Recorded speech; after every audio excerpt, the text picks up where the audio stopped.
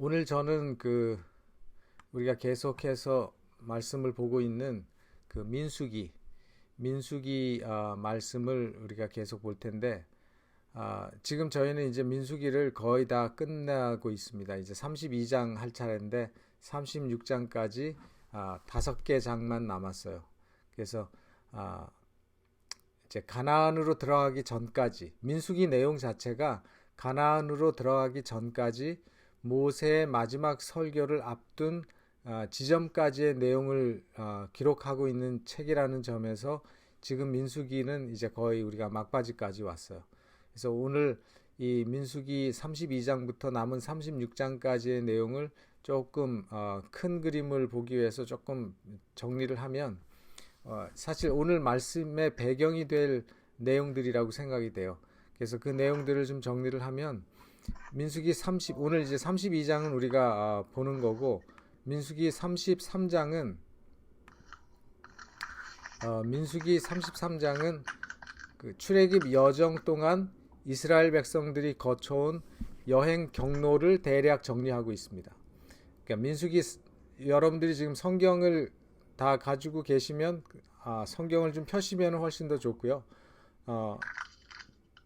성경이 지금 손 앞에 없으신 분들은 제가 여기 화면으로 이제 좀 보여드릴 텐데, 민수기 33장은 이제 출애굽 여정 동안에 이스라엘 백성들이 거쳐온 그 여행 경로를 대략 정리하고 있고, 그 다음에 34장은 가나안 땅에 들어가게 될 때 그 경계, 기업, 하나님께서 이스라엘 백성들에게 주신 그 기업의 경계가 어디까지인지, 그리고 어떻게 분배할지에 대해서 하나님께서 원칙을 말씀하시고 계시고, 이제 35장의 내용은 가나안 땅에 들어갈 때에 인에게 줄 기업과 도피성에 대한 말씀을 하시고 계시고, 36장은 기업을 이을 여자들의 결혼에 대한 규례를 말씀하시면서 민수기를 마치게 됩니다. 이 이스라엘 백성들이 애굽을 출발한 그날부터 민수기 32장의 시간, 그러니까 약 40년 동안의 출애굽 기간 동안에 이스라엘 백성들이 거쳐온 수많은 장소들 가운데서 가장 중요한 양대 두 장소를 꼽으라고 한다면 어딜까요? 가장 중요한 두 장소, 이스라엘 백성들이 40년 출애굽 후에 가나안 땅을 정복하기 전까지 40년 동안의 그 광야 생활 가운데서 가장 중요한 두 장소, 첫째는 시내산이고 두 번째는 지금 모여 있는 바로 이 모압 평지일 것입니다. 지금 32장에 이스라엘 백성들이 모여 있는 모압 평지. 근데 만약에 한 군데를 더 꼽으라고 한다면 아마 가데스 바네아가 될 것이에요. 그래서 이 첫 번째 이 시내산은 이스라엘 백성들이 애굽을 떠나고 2달 만에 도착한 곳이 바로 시내산인데, 그곳에서 거의 1년 11개월을 머물면서 이스라엘 백성들은 십계명을 하나님으로부터 받았고, 또 하나님과 언약을 맺은 곳이기도 합니다. 그리고 그 시내산에서 하나님이 그 백성들 가운데 함께 거하실 성막을 건립하라고 말씀하셨고, 실제로 그 성막을 건축하는 일을 건립하는 것을 다 마쳤죠. 그리고 레위기의 모든 율법을 말씀하신 곳이 바로 시내산입니다. 그래서 시내산에서 하나님께서는 성경에 그 출애굽기부터 시작해서 레위기까지 그 내용이 바로 이 시내산에서 기록된 말씀이라는 사실이죠. 그리고 이제 시내산을 떠나면서 민수기가 시작되는데, 시내산을 떠나면서 하나님께서는 모세로 하여금 가나안 정복을 위해서 싸움에 나갈 20세 이상의 남자의 인구를 조사하라고 지시하시면서 이스라엘 백성을 12지파별로 조직을 하시게 되죠. 그게 제1차 인구조사입니다. 그리고 가나안을 향해서 본격적인 행군을 시작하게 됩니다. 반면에 이 두 번째, 지금 현재 이스라엘 백성들이 모여있는 이 모압 평지는 40년의 세월이 지난 후죠. 그러니까 이스라엘 백성들이 가데스 바네아의 반역 사건으로 인해서 그들이 겪어야 했던 38년 동안의 광야 생활을 모두 끝난 후에, 그러니까 40년, 애굽에서 나온 지 40년이 되었을 때 요단강을 건너기 직전에 머물렀던 마지막 기착지가 바로 이 모압 평지였어요. 이 모압 평지에서 이스라엘 백성들이 약 6개월 정도를 머물게 되는데, 바로 이곳에 있었을 때 모압 왕 발락이 발람을 통해서 이스라엘을 저주하려고 시도를 했었고, 발람의 계략을 통해서 모압과 미디안 여인들이 이스라엘 백성의 남자들을 유혹해서 음행하는 사건이 있었던 곳이 바로 이 모압 평지예요. 그리고 이곳에서 두 번째 이제 제2차 인구조사가 진행됐고, 또 모세를 대신해서 새 지도자인 여호수아를 후계자로 세운 곳이 바로 이 모압 평지에서였습니다. 그리고 이 모압 평지는 이미 이스라엘 백성들이 이곳에 있으면서 아모리 족속과 미디안 족속의 땅을 정복하고 점령한 그런 곳이죠. 요단 동편의 땅은 이미 이스라엘 백성들의 손에 정복된 그런 후가 바로 모압 평지에 있었을 때입니다. 그러니까 이제 오늘 우리가 말씀을 볼 민수기 32장의 말씀은 가나안 땅에 들어가서 가나안을 정복하기 위한 최종 마지막 준비를 위한 말씀이 주어지고 있었던 바로 중요한 그런 때였다는 것이죠. 그래서 그런 때에 어떤 일이 이제 일어났는지 우리가 오늘 말씀을 통해서 보게 됩니다. 민수기 32장 1절로 5절. 민수기 32장 1절로 5절. 성경이 있으신 분들은 다 성경을 펴시기 바랍니다. 르벤 자손과 갓 자손은 심히 많은 가축의 떼가 있었더라. 그들이 야셀의 땅과 길르앗 땅을 본즉 그곳은 가축에 적당한 곳인지라. 갓 자손과 르벤 자손이 와서 모세와 제사장 엘르아살과 회중 족장들에게 말하여 가로되 아다롯과 디본과 야셀과 니무라와 헤스본과 엘르알레와 스밤과 느보와 부원 곧 여호와께서 이스라엘 회중 앞에서 쳐서 멸하신 땅은 가축에 적당한 곳이요 당신의 종들에게는 가축이 있나이다. 또 가로되 우리가 만일 당신에게 은혜를 입었으면 이 땅을 당신의 종들에게 산업으로 주시고 우리로 요단을 건너지 않게 하소서. 바로 이게 르벤 자손과 갓 자손의 대표가 모세와 그 회중에게 나와서 한 요청이 바로 이 내용입니다. 말씀한 것처럼 이 르벤과 갓 지파는 모세와 그 회중들에게 요단 동편에 그들이 머물 수 있도록 요청을 했습니다. 이 배경을 우리가 좀 살펴보면 르벤 족속, 갓 족속, 그 다음에 시므온 족속은, 그러니까 르벤 지파, 갓 지파, 시므온 지파는 이스라엘 백성들이 성소를 중심으로 해서 동서남북으로 진을 칠 때 남쪽에 함께 진을 쳤던 그런 이웃 지파들입니다. 행군할 때도 이 르벤, 갓, 시므온 지파는 제2진이었어요. 두 번째 진인데 제1진이었던 유다와 이사겔과 스불론 지파 다음으로 행군했던 그런 지파죠. 그러니까 38년 동안 바로 옆 동네 같은 진에 속해서 함께 살다 보니까 아마 더욱더 가까워졌을 것이라고 생각이 됩니다. 특별히 또 말씀하기를 이 두 지파는 가축이 심히 많았다고 했습니다. 자기들의 가축이 많다 보니까 그들의 관심과 그들의 마음은 그 가축을 치기에 합당한 땅이 어디인가를 찾게 될 수밖에 없죠. 우리에게 어떤 소유가 많으면 우리의 관심과 마음이 그걸 어떻게 지키고 어떻게 더 늘리고 보호하는지 그쪽으로 쏠릴 수밖에 없는 것과 같죠. 오늘날 우리도 마찬가지 아닙니까? 우리가 어떤 게 있으면, 우리 재산이 있거나 우리가 어떤 애지중지하는 게 있으면 그것을 우리가 잘 지키기 위해서 신경을 많이 쓸 겁니다. 바로 르벤 지파와 갓 지파는 아직 가나안 땅에 들어가 보지도 않은 상황에서 자기들이 어떤 땅을 분배받을지도 모르고 자신들이 이미 정복한 그 요단 동편 땅을 가만히 보니까 아주 비옥하거든요.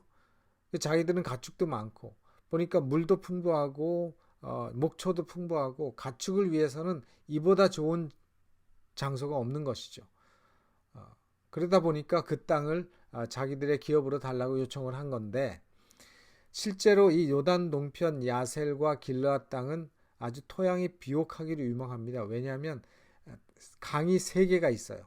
근데 그 강이 어떻게 있는가 하면 서쪽에는 북쪽에서 남쪽으로 남북으로 요단강이 흐르고 있고요. 북쪽에는 서에서 동으로 야복강이 흐르고 남쪽에도 역시 서에서 동으로 아르논강이 흐르고 있기 때문에 이 디귿자 형태의 강줄기가 있는 그 중간 땅이었어요. 그러니까 물도 풍부하고 아주 땅이 비옥하면서 목초지가 아주 풀이 아주 잘 자라는 그런 목축에 적합한 땅임에 틀림이 없는 그런 곳이죠. 그러니까 목축을 하는 사람이나 좀 땅을 볼 줄 아는 사람은 단번에 이 땅이 어떤 땅인지를 알 수 있는 그런 땅이었어요. 그래서 르벤과 갓 자손이 자기들의 관심이 있는 그 분야에서 이 땅을 제일 먼저 본 거죠. 그래서 좋은 땅을 보면 누구나 욕심이 생기기 마련인데 이 원어 성경에도 보면 제일 그 먼저 나온 단어가 뭐냐면 보았다라는 단어가 제일 먼저 나왔어요. 그만큼 이 르벤과 갓 조산이 그 땅을 보고는 그들의 마음이 거기에 확 쏠려진 것을 우리가 이 표현을 통해서 알 수가 있습니다. 근데 그 땅이 아무리 좋아 보여도 하나님께서 약속하신 가나안 땅에 들어가지도 않았는데 다른 지파들 앞에서 이런 요청을 한 것이죠. 그런 면에서 이 르벤과 갓 지파는 조금 우리의 생각에 이기적인 것이 아닌가, 너무 자기 입속과 욕심만 찾는 요구가 아닌가 하는 생각을 우리가 하게 되는데, 특히나 그들이 이제 제일 마지막 5절에 한 그 뒷말을 들을 때 어떤 다른 지파들이 그 말을 좋아하겠습니까? 뭐라 그랬느냐면 우리로 요단을 건너지 않게 하소서 그랬어요. 이 말이 무슨 말인가 하면 우리로 요단을 건너지 않게 하소서, 이 말은 무슨 말인가 하면 그냥 우리는 여기 이 땅에서 정착할 테니까 우리 빼고 요단강을 건너가세요, 이런 말이에요. 여러분 한번 생각해 보세요. 지금 40년 동안 함께 공동체로 함께 움직이던 민족들입니다. 함께 움직이던 사람들이 몇몇 사람들이 개인적인 유익과 편의를 찾고 빠져나가려고 하면 그 사기가 어떻게 되겠어요? 그런 태도는 옳지 않은 것입니다. 오늘날도 마찬가지죠. 우리가 단체 생활하고 단체 어떤 공동체 생활을 하다 보면 자기 어떤 개인의 생각이나 유익 때문에 먼저 빠져나가려고 하는 그런 일들이 있게 됩니다. 그런 요청을 모세가 들었을 때 모세가 수락하지 않고 그들의 이기심을 책망합니다. 이제 모세가 어떻게 말하는지 우리가 그 말씀을 민수기 32장 6절로 9절에 나오는 말씀을 통해서 보겠습니다. 민수기 32장 6절로 9절. 모세가 갓 자손과 르벤 자손에게 이르되 너희 형제들은 싸우러 가거늘 너희는 여기 앉았고자 하느냐? 너희가 어찌하여 이스라엘 자손으로 낙심케 하여서 여호와께서 그들에게 주신 땅으로 건너갈 수 없게 하려느냐? 너희 열조도 내가 가데스 바네아에서 그 땅을 보라고 보내었을 때에 그리하였었나니 그들이 에스골 골짜기에 올라가서 그 땅을 보고 이스라엘 자손으로 낙심케 하여서 여호와께서 그들에게 주신 땅으로 갈 수 없게 하였었느니라. 여러분, 이 모세가 지적하고 있는 그 책망의 핵심이 무엇입니까? 이 모세가 지금 이 6절부터 9절에서 지적하고 있는 그 말씀의 요지는 뭐냐면 바로 르벤과 갓 자손의 그 이기적인 정신을 지적하고 있는 것입니다. 함께 움직여야 될 사람들이 제외해 달라는 것이죠. 익스큐즈를 만드는 것입니다. 그죠? 같이 고생하고 같이 가다가 일을 아직 마치지도 않았는데 빠지려는 것입니다. 이런 일들은 우리 지금 현대 우리의 교회 공동체 생활이나 우리가 어떤 일을 할 때 단체로 어떤 일을 함께 일을 해 나갈 때 가끔 일어나는 일이기도 합니다. 이런 일이 일어나면 사람들이 힘이 빠지게 되어 있습니다.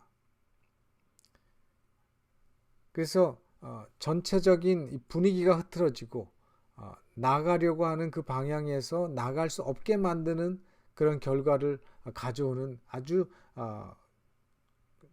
부정적인 영향을 미치는 그런 이 요청을 한 거죠. 그러니까 자신의 편안함과 자신의 유익에만 집중하고 같이 희생하고 수고하지 않으려고 하는 그 정신을 모세가 지적하면서 나무라고 있는 것입니다. 더 나아가서 하나님께서는 가나안을 정복하고 그 땅 거주민을 몰아내고 하는 이유가 바로 하나님의 온 세상, 온 인류를 구속하시려는 하나님의 구속 사업을 위한 기반을 마련하시려고 하는 하나님의 계획 가운데 하나인데 그 하나님의 큰 계획을 또 망치는 일이기도 한 것이었습니다. 그래서 모세가 특별히 르벤과 갓 자손의 요구 때문에 다른 백성들의 사기와 마음이 낙심하게 만든 것에 대해서 강조합니다. 그리고 사람들의 마음을 실망시키고 좌절시키는 것이 얼마나 큰 것인지에 대해서 설명을 합니다. 모세가 무슨 예를 들어서 설명하는가 하면 왜 그들이 가데스 바네아에서 가나안 정복을 포기하게 되었는가, 그 문제를 끄집어냈어요. 여러분, 우리가 이미 민수기에서 그 말씀들을 본 것처럼 12정탐꾼들이 그 땅 정탐을 하고 와서는 갈렙과 여호수아는 우리의 밥이니까 쳐들어가서 우리가 정복하자, 우리 것이 될 것이다 라고 했지만 나머지 10명의 정탐꾼들은 그 땅 거민들의 덩치와 군사력을 보고는 과장해서 보고 있죠. 그 과장이 어느 정도로 과장했냐면 우리는 메뚜기 같고 그들은 사람 같다. 정말 비교가 안 되는, 그냥 툭 밟으면 터져버리는 그런 존재로 자기들을 아주 왜소하게 표현을 했죠. 그러다 보니까 그 보고를 들은 백성들이 낙심하고 실망해서 얻어진 결론이 뭐냐면 바로 가나안에 들어가지 못하게 된 거죠. 근데 사실은 그 성경을 자세히 보면 이스라엘 백성들이 낙심한 나머지 스스로 가나안 땅을 정복하는 일 자체를 포기하고 거절했어요. 하나님이 못 들어가게 하신 것이 아니라 이스라엘 백성들 스스로가 포기하고 거절했습니다. 그래서 모세는 사람들의 마음이 낙심하게 될 때 어떤 일이 일어나는지를 너무나 잘 알고 있었던 것입니다. 과거의 경험을 통해서. 그래서 낙심하면 그들이 포기하고 거절하게 될 것을 누구보다도 잘 알았어요. 실제로 히브리 말로 낙심하다라고 하는 말은 누라고 하는 말인데, 이 누라고 하는 히브리 말은 낙심케 하다라고 하는 의미도 있지만 그 의미 속에 거절하게 하다라고 하는 의미가 함께 함축된 말이에요. 그러니까 낙심하면 거절할 수밖에 없는 것입니다. 그래서 이 갓 지파와 르벤 지파의 요구가 얼마나 부정적인 큰 영향을 이스라엘 백성들에게 미칠지에 대해서 모세가 말씀하고 있는 거죠.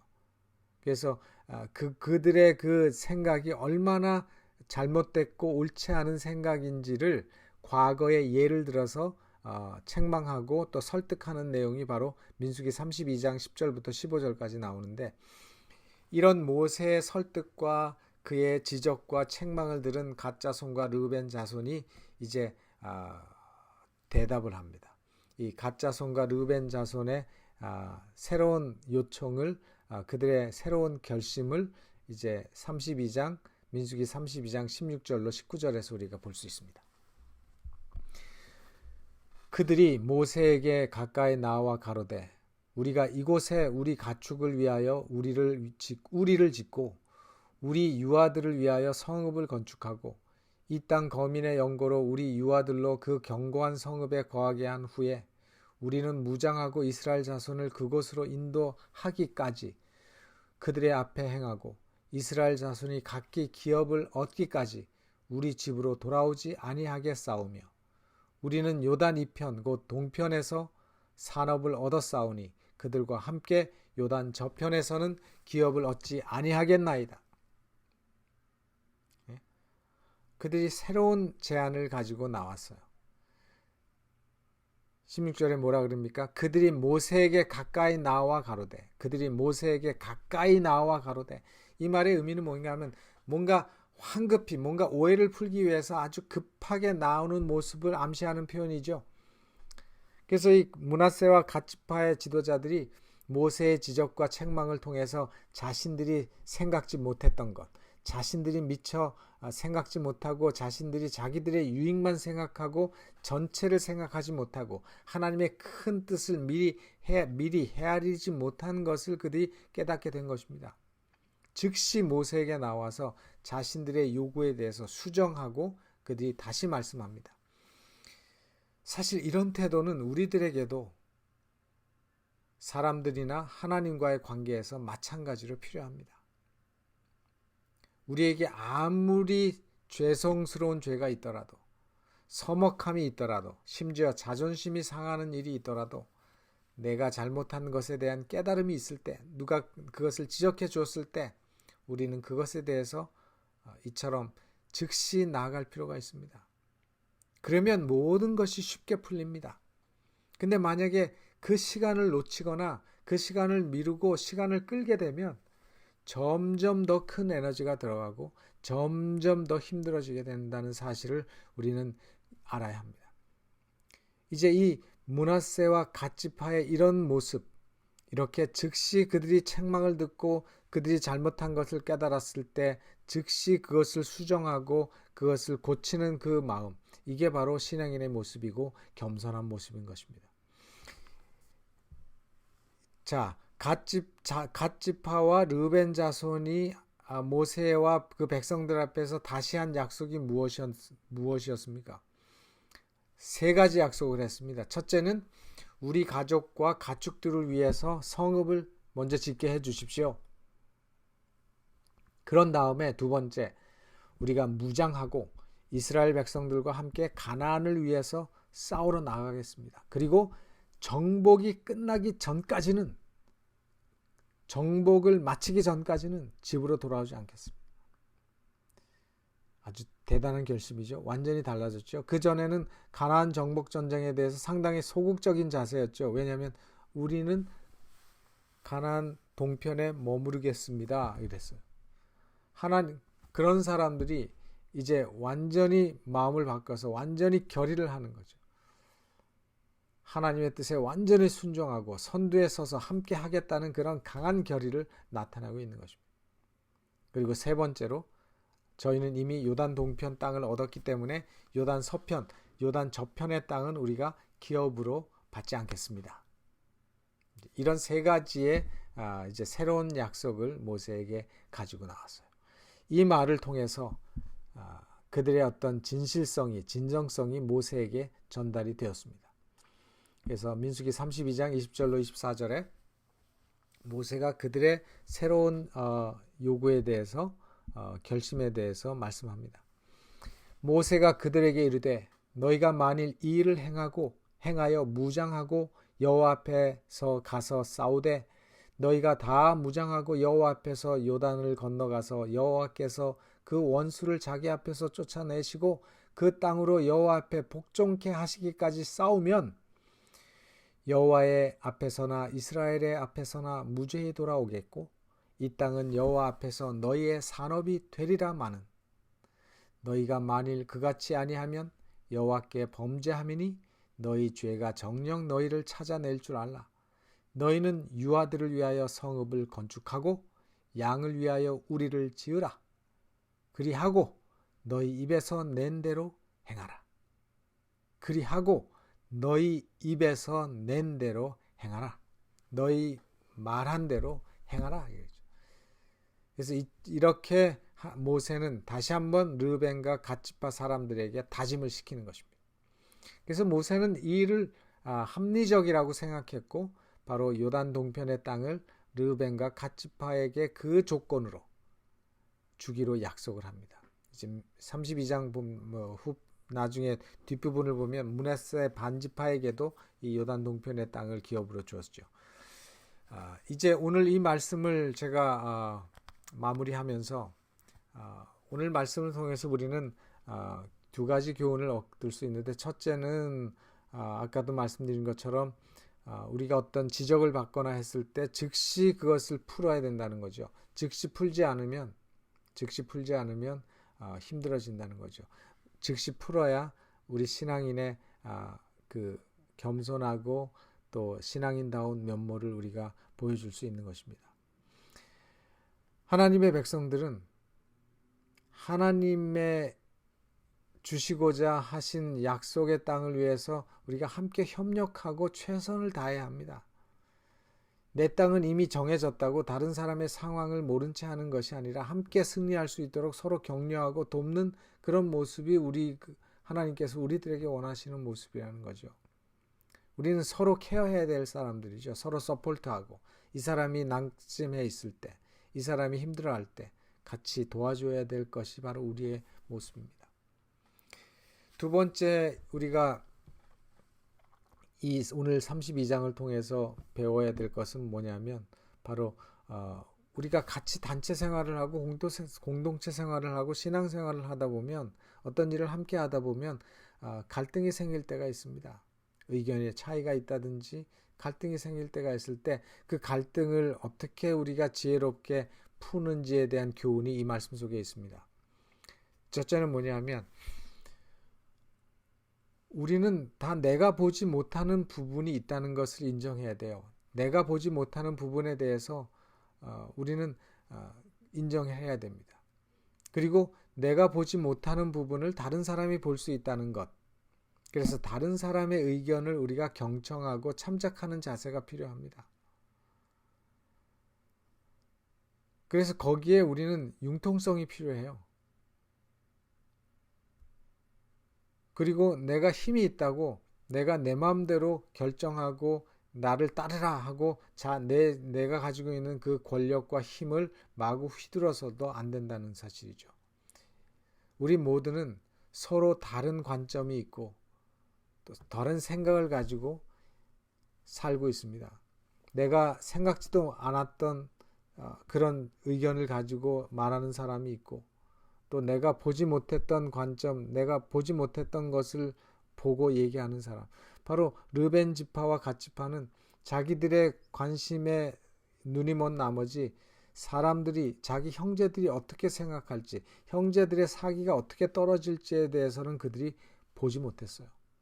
근데 우리는 그것을 볼 수 있어야 된다는 것이죠. 내가 보지 못하는 것, 내가 너무 근시안이라서, 내가 너무 이기적이어서 보지 못하는 것을 지적받을 때 우리는 거기에 대해서 마음을 열 필요가 있습니다. 그리고 어떤 것들이 요구될 때 합리적으로 융통성을 가지고 허락하고 결정을 해야 된다는 거죠. 바로 르벤 지파와 갓 지파가 요구한 것 가운데 수정을 많이 했지만 그들이 모세가 그 말씀을 들어준 것 있죠. 뭐냐면 자기 유아들과 가축을 위해서 우리를 짓고 성읍을 건축을 하는 것은 요청을 그대로 받아줬어요. 그래서 그것처럼 틀렸다고 해서 다 틀린 것이 아니라 합리적이고 정당한 것은 들어주고, 그렇지 않은 것은 수정하고, 이런 어떤 합리적이고 융통성 있는 자세가 우리에게 필요하다는 것이죠. 우리가 함께 공동체 생활, 함께 신앙생활하면서, 함께 교회 생활하면서, 함께 어떤 일을 할 때는. 그래서 지도자뿐만 아니라 우리의 신앙생활 속에서도, 매일의 삶 속에서 이런 합리성과 융통성이 있어야 한다는 것입니다. 그래서 우리 하나님이 합리적인 분입니다. 하나님이 아주 융통성 있는 분이시기 때문에 그렇습니다. 또 우리가 기억해야 될 것은 내 생각이 항상 옳지 않을 수 있다는 것입니다. 내 생각이 항상 옳을 수는 없는 것입니다. 아무리 내가 확신하는 내용도 얼마든지 틀릴 수 있다는 가능성을 항상 열어둬야 돼요. 내가 보지 못하는 것을 다른 사람이 보고 있는 것도 있어요. 내가 보지 못하는 것을 다른 사람이 볼 수도 있어요. 특히 사람의 마음을 판단하는 문제에 있어서 우리는 내 편견을 가지고 판단해서는 안 돼요. 우리는 내 자신의 편견을 내려놓고 일단 르벤과 갓지퍼가 그렇게 이기적인 요청을 했다고 해서 다 이기적인 것은 아니라는 거죠. 그래서 그 사람의 말을 들어주고 그 사람의 말을 믿어주는 그런 마음도 필요하다는 것이죠. 그래서 그 사람의 의견이 합리적이라고 생각될 때는 내 생각과 다르더라도 그것을 받아들이고 그것을 할 수 있도록 우리가 수락하는, 그리고 받아들일 수 있는 그런 마음의 여유가 우리 그리스도인들에게 필요합니다. 이게 하나님께서 이 현대를 살고 또 하늘 가나안을 향해서 또 민수기의 그 과거의 이스라엘 백성들처럼 하늘 가나안을 향해서 지금 가고 있는 우리 믿음의 백성들에게 꼭 필요한 모습이라는 사실이죠. 우리가 이런 모습으로 살게 될 때 우리는 함께 이 믿음 생활하는 사람들이 훨씬 더 즐겁고 또 화평하고 또 기쁘고 행복하고 서로 도우면서 하나님의 길을 우리는 갈 수가 있는 것입니다. 그리고 그렇게 할 때 우리의 믿음은 서로 증진되고 서로 강화될 수가 있다는 사실을 우리는 기억하시고 오늘 말씀을 통해서 이런 교훈을 우리의 마음속에 받으시고 잊지 않게 되시기를 간절히 바라면서 말씀을 마치겠습니다. 기도하시겠습니다. 하늘에 계신 하나님 아버지, 오늘 우리에게 민수기 32장의 말씀을 통해서 귀한 은혜를 주시니 감사합니다. 주의 말씀을 통해서 우리가 그 말씀을 따라 순종하고 또 그 말씀을 우리의 삶 속에서 실천하는 우리 모두가 되게 하여 주시옵소서. 아버지의 거룩하신 은혜와 성령의 역사가 이 귀한 안식일 시간 동안에 우리 모든 성도들과 함께 하시고 또 우리가 이 영적인 가나안 땅을 향하여 나아가는 우리의 신앙길에 어려움들이 있고 갈등이 생길 때 바로 민수기 32장의 내용을 기억하고 그 말씀을 따라 지혜롭고 평화롭게 해결하는 우리 모든 성도들이 되도록 축복하여 주시옵소서. 예수님의 이름으로 기도하옵나이다. 아멘.